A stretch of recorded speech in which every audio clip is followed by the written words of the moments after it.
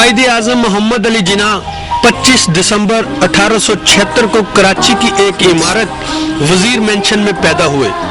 آپ کے والد کا نام جناح پونجا تھا جو پیشہ تجارت سے وابستہ تھے۔ قائد اعظم محمد علی جناح نے ابتدائی تعلیم اور ناظرہ قرآن گھر ہی پر حاصل کیا۔ 1887 میں آپ کو سندھ مدرسۃ الاسلام میں داخل کرایا گیا۔ 1893 میں محمد علی اپنے والد کے ایک دوست کے مشورے پر اعلیٰ تعلیم کے لیے انگلستان روانہ ہو گئے، جہاں آپ نے قانون کی تعلیم حاصل کی۔ انگلستان روانگی سے قبل آپ کی شادی آپ کی عزیزہ ایمی بائی سے ہوئی، لیکن کچھ دن بعد ہی آپ کی بیوی ایمی بائی کا انتقال ہو گیا۔ انگلستان میں آپ نے جلد ہی تعلیم مکمل کر لی اور سب سے کم عمر ترین بیرسٹر بن گئے۔ 1896 میں تعلیم مکمل کر کے آپ ہندوستان واپس آ گئے اور بمبئی میں وکالت کے پیشے سے وابستہ ہو گئے۔ قائد اعظم محمد علی جناح کی انتھک محنت، لازوال عزم اور بے مثال تدبر و فراست کی بدولت پاکستان 14 اگست 1947 کو دنیا کے نقشے پر سب سے بڑی اسلامی مملکت کے روپ میں جلوہ گر ہوا۔ قائد اعظم نے تن تنہا اپنی ذہانت، لیاقت اور بصیرت سے انگریز جیسے زیرک اور ہندو جیسے شاطر دشمن کو مات دے دی۔ بالآخر قائد اعظم محمد علی جناح 11 ستمبر 1948 کو کم شخصیات تاریخ کے دھارے کو قابل ذکر انداز میں موڑتی ہیں، اور اس سے بھی کم وہ افراد ہیں جو دنیا کا نقشہ بدل دیتے ہیں، اور ایسا تو شاید ہی کوئی ہو جسے ایک قومی ریاست تخلیق کرنے کا اعزاز حاصل ہو۔ آج قائد اعظم کا یوم ولادت ہے، تو آج کے دن تو ہم خاص طور پر ان کو یاد کرتے ہیں ساری قوم، لیکن سچی بات یہ پوچھیں تو ہر روز ہی ہم ان کو یاد کرتے ہیں، کیونکہ انہوں نے آزادی دلوائی اور مسلمانوں کی بڑی زبردست قیادت کی، اور علامہ اقبال کا جو ایک اسلامی ملک قائم کرنے کا خواب تھا اسے عملاً پورا کر دکھایا۔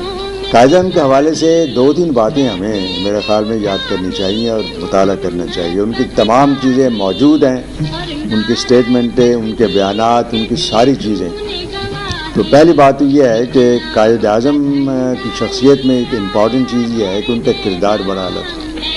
وہ قول و فعل میں تضاد نہیں تھا، جو بات کرتے تھے مستند کرتے تھے۔ انہوں نے پھر اسلامی شریعت کا وقف علی الاولاد بل کے حوالے سے مطالعہ کیا ہوا تھا، اسلام کے بارے میں ان کی معلومات بہت تھی۔ پھر اس کے بعد جیسے میں نے عرض کیا ہے کہ ڈکٹیٹرشپ آدھا وقفہ تو ڈکٹیٹرشپ میں گزرا ہے، اور بقیہ جو آدھا حصہ ہے پاکستان کے لائف میں اس میں ڈکٹیٹرشپ کے سائے رہتے ہیں۔ تو یہ صورتحال جو ہے یہ اس تصور کے مطابق نہیں ہے۔ تو اس طریقے سے عورتوں کے حقوق آپ کو سامنے تو بات ہے کہ معاشرہ جو انسان یہاں بستے ہیں، انسانوں کے لیے جو تصور قائد اعظم کے تھے علامہ اقبال کے تھے، اور وہ سراسر اس کا سرچشمہ قرآن مجید تھا۔ قائد اعظم نے اپنے بیانات میں کئی بار قرآن مجید کا حوالہ دیا، اور خاص طور پر خلافت راشدہ کا حضرت عمر کا حوالہ دیا کہ جس قسم کا نظام انہوں نے قائم کیا تھا اس کی روشنی میں ہمیں یہ ملک حاصل کر کے اس نظام قائم کرنا ہے۔ اور آخر میں یہ بات ہے کہ ان کا ایک آفاقی تصور بھی تھا، وہ محدود نہیں تھے اس 4 دیواری میں جو پاکستان کی آفاقی تصور تھا کہ ساری دنیا کے مسلمان جو ہیں وہ ایک بلاک بنا کیپٹلزم کے مقابلے میں اور کمیونزم کے مقابلے میں، اور اس بلاک کی خصوصیت یہ ہو کہ وہ انسانوں کا احترام کرے۔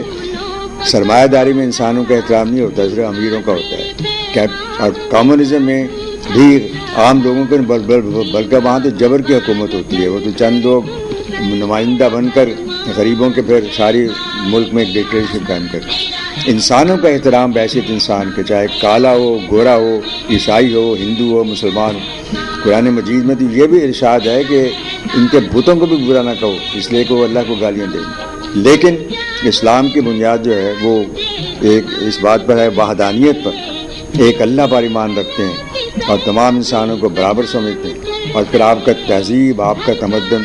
تو یہ وہ باتیں ہیں جو کہ ہمیں ہماری قوم کو ممتاز کرتی ہے باقی اقوام سے، اور میرے خیال میں یہ 2 قومی نظریہ قائد اعظم محمد علی جناح نے یہ تینوں کام کر دکھائے۔ قائد اعظم محمد علی جناح کی سیاسی جدوجہد کے حوالے سے یہ بات قابل ذکر ہے کہ برصغیر پاک و ہند کے ہر اہم سیاسی مارکے میں ان کے نام کی چھاپ نظر آتی ہے۔ کیمرہ ٹیم احسن جاوید اور یوسف کھوکر کے ساتھ طارق رانا، رائل نیوز لاہور.